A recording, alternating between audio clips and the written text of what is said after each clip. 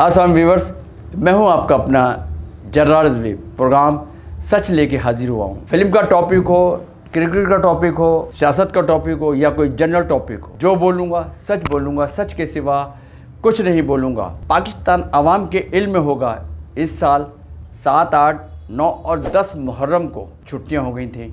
हुकूमत ने छुट्टियाँ दे दी थी और कुछ हमारे पाकिस्तानी मन चले तफरी करने कालाम, स्वात, मरी, एबटाबाद चले गए। ये लोग भूल गए थे कि मुहर्रम है। पाकिस्तान के लोग बल्कि सारी दुनिया के लोग गम हुसैन मना रहे थे।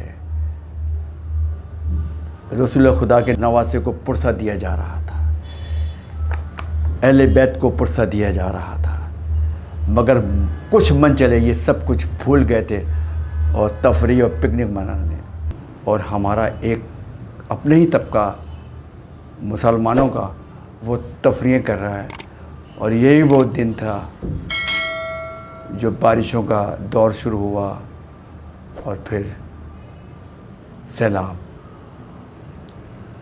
कुदरत ने आपको बताया कि अब भी समझ जाओ। हम असल में वो कौम है, हम समझ ही नहीं रहे कि हम क्या क्या गलतियां कर रहे हैं, क्या क्या बेवकूफ़ियाँ कर रहे हैं और कुदरत हमें कब कब कैसी सज़ा दे रही है। हमारे गुनाह और जितने हम बेगैरत, बेहिसाब, बेशर्म, बेहिस हो गए, उसके लिए ज़लज़ले के झटके हमें लगते हैं। अल्लाह हमें वार्निंग दे रहा है कि समझ जाओ, मगर हम नहीं समझ सकते। कश्मीर में ज़लज़ला आया था, कितने लोग तबाह बर्बाद हो गए थे, बिल्डिंगें गिर गई थी, लोग मर गए थे। उसके बाद सही हुई कौम। और ये 5वां सैलाब आया है और ये तारीख का सबसे बड़ा सैलाब आया है। उसके बावजूद भी देख लें आप क्या हुआ। आज भी वही सियासी बातें, वही जंग, लड़ना झगड़ना, नफ़रतें। इसके अलावा क्या किया हमने कुछ नहीं किया, कुछ भी नहीं करेंगे। मैं उन लोगों से मुखातिब हूँ जो 7, 8, 9, 10 मुहर्रम को स्वात, मरी, कालाम, कश्मीर तफरी करने गए थे। ये आपके अमालों की सज़ा है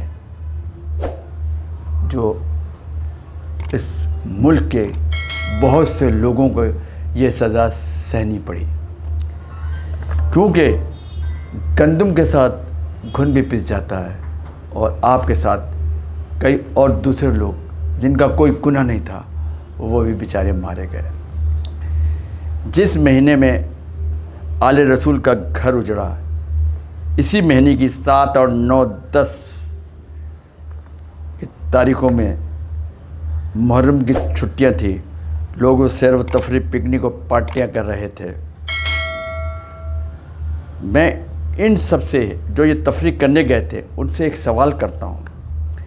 जब आपका अपना नुकसान हुआ तो आपको पता चला कि घर उजड़ जाए तो कैसे तकलीफ़ होती है।